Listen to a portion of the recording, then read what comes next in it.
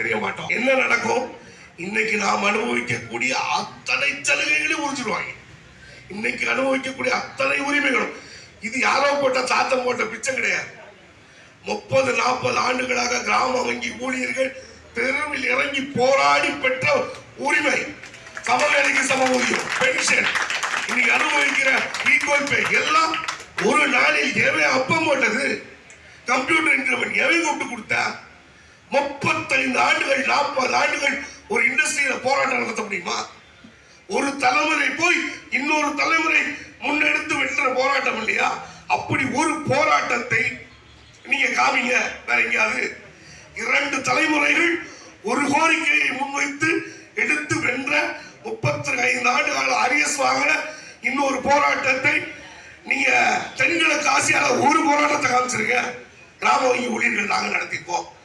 இதை லோகாம நொங்கு திங்கிற மாதிரி ஐபிஓ கொடுத்து பறிக்க உட்காந்துட்டீங்கன்னா எப்படி விடுவோம்? இப்படி ஒரு நிலைமையில போராட்டம் நடக்கு. நான் பிரான்ச்சில் உட்கார்ந்து நான் சேவை செய்ய போறேன்னா இது என்ன மாதிரி சேவை? யாருக்கு எதிரான சேவை? சோ இதை கேள்வி கேட்கறதுக்கு தான் இந்த இடத்தில் நாம் நடத்தக்கூடிய போராட்டம்.